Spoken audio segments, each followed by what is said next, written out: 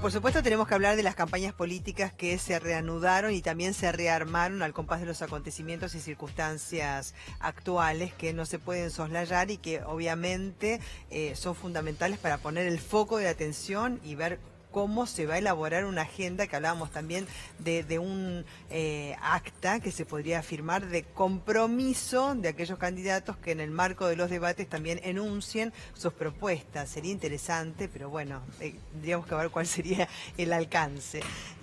Sol Prieto es socióloga y Sheila Vilker, analista política. ¿Cómo les va? Bien. ¿Cómo Buen están? día. Bien, buen día. Bueno, a ver, interesante tema porque se vienen los debates. ¿Qué opinan sobre los debates? A mí me parece que es muy bueno, que es un momento además crucial para la sociedad, ¿no? Digamos, es un momento donde la sociedad, digo, sobre todo un segmento de la población que por lo general también nos atenta a la política, digo, es como un gran atractor para ver el menú desplegado de los candidatos y sobre todo la interacción, que también son indicadores de, bueno, de una cantidad de atributos de los candidatos, ¿no? ¿Es posible un acta de compromiso de la agenda que planteen en el marco del debate y qué alcance tendría de ser así? Me parece que estamos en un momento en el que la economía está tan candente que no hay de alguna manera plataforma que aguante. O sea, yo creo que quizás si bien desde lo simbólico pueden comprometerse, digamos, ambos candidatos, me parece que va a ser complicado. Digo, para no dejar ninguno afuera. Dos principales, pero son 6 en total. Me parece que puede ser complicado que la capacidad de la sociedad para prestarle atención a las propuestas más a futuro. Si bien el futuro es una dimensión importante en cualquier campaña, me parece que estamos en un momento ahora, que, claro, que el presente te agota. Utilizaste una expresión que creo que la política va por acá y lo simbólico va por acá, digamos, ¿no? O sea, un acta de compromiso, como bien dice ella, es un gesto simbólico y la verdad que los gestos simbólicos a mí en la política me importan poco y nada. A mí lo que me importa es que un candidato diga lo que va a hacer y lo cumpla. Para bien o para mal, pero que lo cumpla, ¿no? Claro, antes estaba hablando de la importancia, porque creo que la gente también tiene que tener en consideración la potencia que tiene, ¿no es cierto? Ese poder de delegar el mandato en otro a quienes elige como representantes, ¿no? Que te lo da justamente la emisión del voto en un Estado democrático, una forma de gobierno republicana, más perfectible o no, pero sí en el marco de instituciones saludables, que vos puedas emitir ese voto y das apoyo a uno o a otro. Pero la verdad que nosotros como pueblo, como gente que habita este país, somos poderosos porque tenemos la capacidad, el derecho, ¿no es cierto?, de votar. Y yendo a las campañas, ¿cómo vieron la reorganización de las campañas de los principales candidatos? A ver, empezamos por el presidente, si quieren. Bueno, me parece que el presidente ahora ha decidido como issue de campaña o como tema de campaña presentarse como presidente y no como candidato, no, digamos, me parece que que uno podría titularlo así: yo presidente. Sí, pero ¿a qué apuntás? ¿A que él está mirando la gestión o está focalizado también en base a la gestión, a la campaña, a futuro? Era una cuestión actitudinal. Digo, vos sabés que después de las PASO hubo como una especie de puesta en cuestión respecto de esa doble figura en la que está parado, que es la Macri el candidato, Macri el presidente. Entonces, me parece que una de las decisiones fue abandonar la performance, o sea, por eso te hablo en términos actitudinales, la performance del candidato y representar, pero como hecho de campaña, representar un rol estrictamente presidencialista, ¿no? Como si ocupando ese lugar, yo presidente, es el modo en que va a caminar o va a transitar la campaña, ¿no? No sé vos qué pensás. Sí, a mí me pareció que después del resultado de las PASO apareció muy desorientado el presidente y mostró también muchas fallas, cambiemos, fuera, digamos, en momentos de crisis, como que hasta ahora veníamos viendo un manejo de la comunicación impresionante, o sea que muchos decían que había cambiado a la comunicación política en Argentina, pero en un momento de crisis hicieron todo lo que no hay que hacer en momentos de crisis, es decir, casi salir con los ojos desorbitados a decir hay crisis. Y después de eso me parece que vino como una etapa que yo la llamo como de peronismo performativo imaginario. ¿Qué quiere decir esto? Todo lo que el gobierno y la coalición de gobierno piensa acerca del peronismo, es decir, todos sus imaginarios, sus prenociones, etcétera, se proyectaron en forma de campaña y de política. Es decir, entonces... O sea, se bueno, peronizó la campaña de Macri. sí, decir? pero no es que se peronizó de acuerdo a lo que es el peronismo, sino de acuerdo a lo que Cambiemos piensa que es el peronismo. Entonces, le damos más aire a Pichetto, lo sumamos a Barrio Nuevo, repartimos 5.000 pesos en un bono, salimos a gritar. Entonces, digamos, todo lo que ellos piensan que es el peronismo, eso es lo que se proyecta en forma de campaña. Pero no hubo un cambio, en esto diciendo, no hubo un cambio de estrategia. Es exactamente lo mismo que se hizo hace 4 años. No sé si recordás, cuando Macri gana las PASO, eso es cierto. sale al escenario y dice, vamos a mantener fútbol para todos, vamos a mantener esto, vamos a mantener... YPF es una empresa ideal, Aerolíneas Argentinas. O sea, en ese momento se convirtió, era en el principal defensor de las medidas... De la continuidad. De la continuidad kirchnerista. Entonces, a mí me parece que tiene que ver más con una estrategia repetida, que es... Y lo que sí comparto es lo que vos decís, que no es el peronismo, sino que es lo que el claro, Cambiemos piensa que es el peronismo. Es un gesto medio forzado, ¿no? O sea, como un Pichetto totalmente Pero bolsonarizado. Que en aquel momento se había dicho... Sí. ¿Viste, Macri cómo es que de pronto se hablaba de continuidad? De pronto se convirtió en el principal defensor de las medidas de gobierno. Y eso le sirvió para qué, para sumar 4, 5, 6 puntos y restarle a Scioli 4, 5, 6 puntos. La diferencia es que por ahí, en ese momento, efectivamente, había peronismo. Entonces ahora, quiero decir, había peronismo para continuar. Por ahí en ese momento le creían. Esa era la diferencia fundamental. Ahora son como todos gestos que parecen muy... como que tienen algo como de falso, digamos, dan algo como falso, como impostado. Claro. Bueno, hay una cosa, no, perdón, pero en relación con lo que vos decís, es interesante, porque tengo la impresión de que la población ha aprendido a identificar con mucha claridad el marketing político y lo encasilla en una zona de falsedad. ¿No? Entonces, digo, la diferencia entre el 15 y el 19 es que nuestros electores están más entrenados. Han pasado por la del 15, han pasado por la del 17 y han aprendido a leer las propias estrategias de campaña que propone el gobierno. Claro, sí, o sea, el público está muy informado, es muy sabe de interesante quién depende cada medio de comunicación. Justamente vos te dedicás a la comunicación, sobre todo marketing y el tema de campaña, y es importante lo que se transmite, cómo se transmite, cuál es el mensaje. Por eso en el artículo que había escrito el editorial también hice referencia a propósito de Hobbes y Rousseau y demás. Digamos, también debiésemos preguntarle, es hilar un poco más fino, pero no está mal, digamos, que se sepa, digamos, cuál es la filosofía política que sustenta cada candidato. Bueno, tengo acá la agenda, veo quién es, quiénes me acompañan. Lo que antiguamente se llamaba plataforma. Claro, bueno, algo, digamos, es un programa de gobierno, pero además, a ver, ¿qué filosofía política te sustenta vos? ¿Vos qué pensás? ¿Vos cómo pensás que es el hombre? ¿Cómo nace el hombre? ¿Qué hay que hacer? ¿Y cuál es el rol de la política para esa sociedad que imaginás, para ese hombre que imaginás? Claro, es algo más profundo y en el debate se podría dar, más allá de lo programático, que nos interesa saber qué es lo que van a hacer. Igual yo porque creo que así está claro, sabemos, María Belén, Igual creo que está claro. O sea, tenés un segmento que defiende la meritocracia, el valete por vos mismo, si vos podés, si vos querés podés, si vos querés podés, hay un sector que defiende esto y hay otro sector que defiende algo mucho más común, un imaginario mucho más colectivo, la patria es el otro, y un montón de cuestiones que me parece que están más o menos claras respecto de qué es lo que piensan cada uno de la sociedad. Los dos, por lo menos los dos candidatos principales. Pero siempre se le puede dar, creo, más información a la gente, creo que más herramientas, digamos, porque hay veces que compran un mensaje de uno u otro y no escuchan nada más que ese mensaje. Ustedes lo habrán notado también, ¿no? Me parece interesante que justo tomaste como esto de los autores contractualistas, porque justamente me parece que uno de los ejes de la campaña y de la política, digamos, de la oposición, del principal... de Alberto Fernández. Y también de Cristina tiene que ver con eso, ¿no?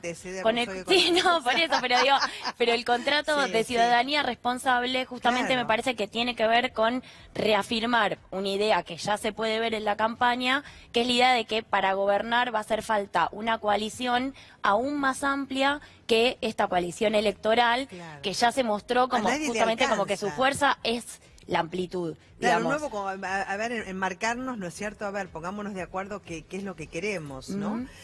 No, es interesante eso. Bueno, ¿y Alberto Fernández cómo lo vieron? ¿En campaña, en el exterior? Me pareció... Ahora, bueno, la última parte en el exterior. Me pareció una gira, muy atractiva en términos de propuesta, te diría propuesta de campaña, ¿no? Digamos, pero sobre todo me parece que, lo que está claro es que lo que vimos es prácticamente un presidente en ejercicio, una recepción que es la recepción del próximo presidente. Vimos una intervención desde el exterior con mucha claridad respecto de los problemas locales y el problema de la pobreza. Y me parece que también es muy, te diría, muy atractivo Portugal como un fenómeno, la visita a Portugal, sí. Y el encuentro con Costa, sobre todo porque, a ver, Portugal es un país que ha logrado superar una crisis muy fuerte y lo ha hecho en base a consumo interno y a desarrollo del turismo, ¿no? Entonces me parece que sí, es un modelo... está lleno de turistas. Tuve la posibilidad de ir a Portugal, de visitarla. Es un país totalmente diferente al resto de Europa. No tiene nada que ver, les diría, nada que ver con el resto de la panorámica. Lleno de turistas, han podido desarrollar digamos, el sector terciario, el de los servicios, y es un país que salió de la crisis que le generaba la deuda, pero yo hago una gran salvedad con Portugal. Y Portugal tiene el euro, Portugal tiene el Banco Central Europeo, y no es lo mismo tener el respaldo del euro que no tenerlo. Sí, pero también igual redujo el déficit fiscal al 0,2%. Pero también tenía la troika que le ponía límites a un montón de cuestiones, ¿no? La troika era tremenda, que es lo mismo que le pasó a Grecia. Estamos hablando de Alemania, el Banco Europeo y el Fondo Monetario Internacional. Estaba muy endeudada y no tenía solamente la mochila del Fondo Monetario como tenemos nosotros, sino que era la de los tres. La tricota. ¿Cómo viste la campaña de Alberto? A mí me parece que, si bien hasta las PASO la idea era, me parece, instalarlo a Alberto Fernández. Sí, la gente al principio se lo confundía, vos lo sabrás mejor, con Aníbal Fernández, o sea, no estaba del todo claro. ¿Sí, claro, sí, me parece que la primera parte tuvo que ver con instalarlo, con abrir esto que decía antes, pero que me pareció muy importante, una dimensión de futuro. Es decir, recordemos que hasta el anuncio de que Alberto Fernández iba a ser el candidato, se discutían causas judiciales, digamos, como que la política estaba en un lugar bastante zombie, digamos, bastante muerto en términos de... desdibujado también por la presencia de Cristina Fernández de Kirchner. Tal cual. Creo que se tuvo que correr un poco para que Alberto tomara la dimensión que tuvo, porque no es lo mismo haber sido jefe de gabinete que haber sido presidenta durante 2 periodos consecutivos. No, tal cual. Sí, eso tenía que ver con el presente también. Sí, total. Y después me parece que hubo un esfuerzo por poner en el centro la economía, pero una idea de economía acorde a la sociedad argentina también, sí, un proyecto económico de ese tipo. Y me parece que ahora, digamos, en esta etapa, la idea es justamente después de la respuesta de los mercados al triunfo de la fórmula Fernández, llevar tranquilidad, hacer eje en la responsabilidad y... ¿Qué respuesta? Porque la respuesta tiene 2 lecturas. Desde el gobierno, que porque ganaron las PASO se vino, digamos, un hecatombe, y desde el de Frente de Todos no, digamos, hacen la lectura contraria. Claro, desde el Frente de Todos justamente... Ellos generaron todo eso y bueno...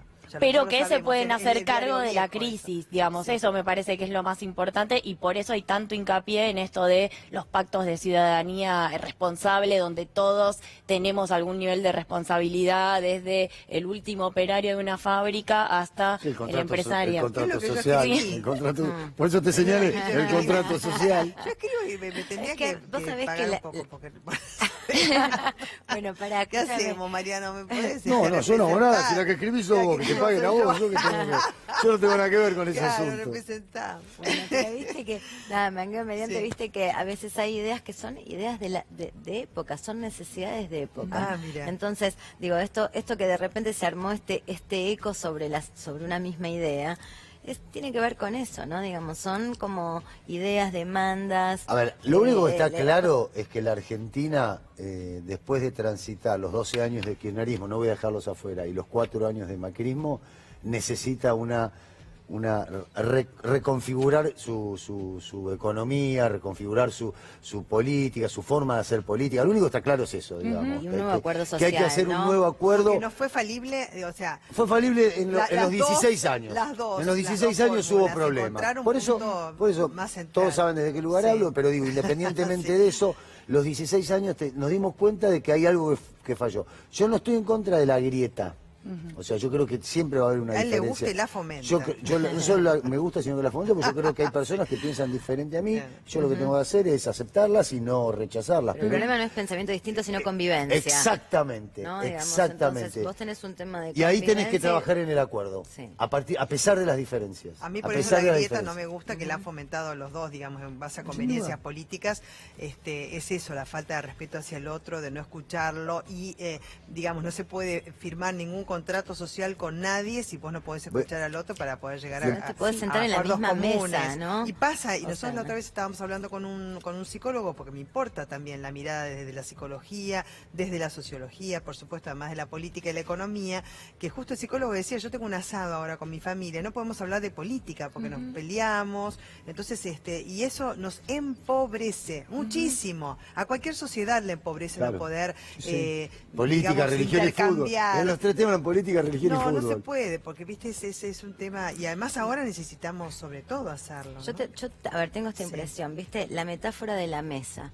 Sí. La mesa de los argentinos Claro. le falta dos cosas. Le falta Sí. un poco de comida, pero también le falta capacidad, o sea, que se vuelvan a juntar los que se han separado, ¿no? Entonces, digo, es como esa mesa ampliada de ¿Se los separaron argentinos. muchas familias? Mirá, se separaron amistades, familias, digo, esta cosa de reuniones que tienden a, digo, esto por lo menos en los estudios con grupos focales, cuando vos preguntas, dejaron de verse con alguien, claro. bloquearon a gente en las redes sociales, suspendieron reuniones familiares. Bueno, es algo mucho más común de lo que nos imaginamos. Sí. Entonces, Y hay de odio también, hay odio. hay enojo, no sé si Sí, odio, porque del hay odio gente- es más el odio es difícil muy feo, volver. claro. Pero Pero además no son pactos, pero ¿cómo no vas a estar enojado si te sacan el plato de comida de la mesa? Si te sacan el plato de comida de tus hijos de la mesa. Es lógico el enojo. Lo que pasa No, es que ahora pero- hay que desarmarlo. Pero Ale, es lógico. no, Ale, pero escúchame, cuando vos ves los Lógico. haters en las redes, Claro. viste esa nueva figura de Eso los fue, claro. haters. Bueno, ese segmento, por lo general, no es la persona más empobrecida que está pasando Claro. hoy una situación dramática de hambre. Exactamente. O sea, por lo general, o sea, yo te diría, por eso ahí hay algo de una sensibilidad un poco más violenta y la dificultad para encontrarse en una... Creo que también tiene que ver con la dinámica de redes. Bueno, vos sabés bastante de esto y me parece que es como... ¿Vos trabajás el tema de las redes? No, Ah, solamente... Pero es buena, es muy talentosa. No, me parece que, digamos, más allá de las relaciones interpersonales, que Sí, eso sin duda son tiene una dimensión fundamentales. central, van a ser muy importantes porque los pactos, me parece, porque en un contexto de retracción de la economía vamos a tener que recuperar el salario, el empleo y además sacar a muchísima gente de la pobreza. O sea, hoy por hoy tenemos 10.1% de desocupación, que es la desocupación más alta en 13 años. El salario real desde diciembre de 2017 hasta ahora va a caer 20 puntos a menos que se acuerden, digamos, nuevos aumentos en este momento. La pobreza está en 32% y eso, digamos, se refleja en los menores de 14 años en el hecho de que el 47% están por debajo de la línea de pobreza y 15% de las personas que tienen menos de 14 años pasan hambre. ¿Qué dice la Iglesia respecto a este tema? Es algo que ha surgido de la noche a la mañana, es algo que ya venimos viéndolo desde hace tiempo, ¿no? Cómo van creciendo nuestros comedores, ya es muy crítico porque no solamente van los niños, sino también los ya adolescentes y padres y hasta abuelos, ¿no? Los jubilados ahora están bajo la línea de la pobreza. La mayoría del ordenador de la economía es el trabajo y es lo que se ha resentido más. Frente a esta situación estamos centrados en lo alimentario, en lo asistencial. Evidentemente la gran crisis que se vivió en el 2001 fue terrible aquello también. Lo que pasa que gracias a Dios las organizaciones sociales contienen mucho, es cierto, a las personas, están más organizadas, y en el 2001 realmente fue que todo estalló porque no había nada como organizarse, ¿no? Claro, y se hace referencia también a otra crisis, ¿no es cierto? La que algunos tenemos latentes del 2001. Sí, que es lo que y te bueno, juega en la cabeza todo el tiempo. Claro, bueno, que es el tema también psicológico, el miedo que generó en la gente que se llevó los ahorros que tenía en dólares, ¿no? Y después, bueno, los está colocando de nuevo, parece. Hubo una merma también de Hay extracción números, de dólares. hay números de algo que Encuestas, ya, sí, de sí. encuesta, algo que ya... ¿Cómo es el contorno más o menos de la Claro, elección? así en muy precoces, digamos, pero por lo menos hay algo. Sí, nosotros medimos posterior a las elecciones, ya en un par de ocasiones teníamos la hipótesis previa antes de salir a medir de que algo más o menos lógico, que es después de las elecciones, ganador acumula más, perdedor tiende a bajar. Lo que encontramos es que efectivamente ganador tendía a crecer. Nosotros hoy tenemos a la fórmula de los Fernández con una proyección de 52 puntos.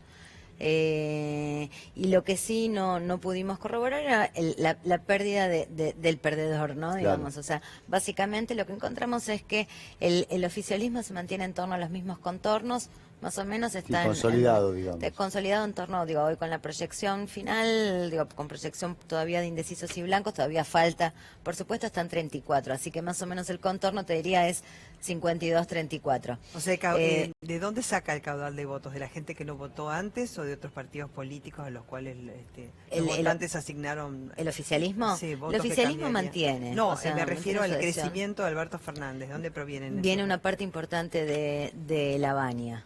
De La Baña, o sea, ya empezó a haber una migración, de hecho, La Baña es el que migre. Después, tenés como un reacomodamiento muy suave de todas las otras terceras fuerzas o las otras minorías. Por ejemplo, el caso de Esperdo, Gómez Centurión, ¿podrían emigrar también al voto macrista? Mira, ¿Con las últimas medidas, te parece? No es tan lineal. Son ideológicamente afines. A ver, el caso, sí, Espert, uno puede decir es ideológicamente afín, pero lo que no necesariamente interpela, a ver, una parte de su votante es ideológico y vos podés decir es afín, pero hay otra parte de votante que es antisistema. O sea, Espert tiene un acompañamiento de los jóvenes importantes donde entran por una interpelación más de antisistema, antipolítico, enojo, y ese voto... Y otros lo votaron, que habían votado a Macri, son bastante macristas, por enojo con Macri, porque tampoco le fue bien, pese incluso a veces a tener una vida mucho más acomodada que el que está protestando en la calle. Sí, eso sin lugar a dudas, pero me parece que por ahí la pregunta es, ¿por qué después de lo que pasó, después de las PASO, por qué en el contexto de un gobierno que no ha tenido grandes aciertos económicos, por qué logra contener el mismo caudal de votos?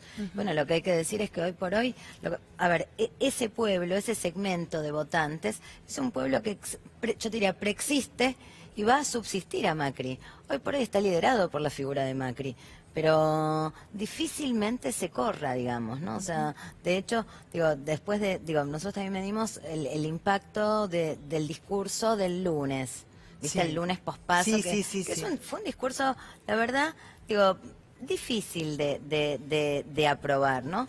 Aún así, ese discurso logró 27% de aprobación, o sea que cuando vos pensás lo que está pasando, lo que estás viendo es que hay una adhesión dura al gobierno nacional, aún a pesar de sus equivocaciones, ¿no? Entonces, esto te explica, yo te diría, es una adhesión casi de pertenencia ideológica, o sea, definido por ahí por antiperonismo, puede ser una dimensión, definido por valores republicanos, por la positiva. Entonces, tenés ahí un universo de votantes que van a acompañar porque preexisten y subsistirán a la figura del líder actual que es Macri, ¿no? Muchísimas gracias a las dos. Al revés. Bueno, nos vamos a las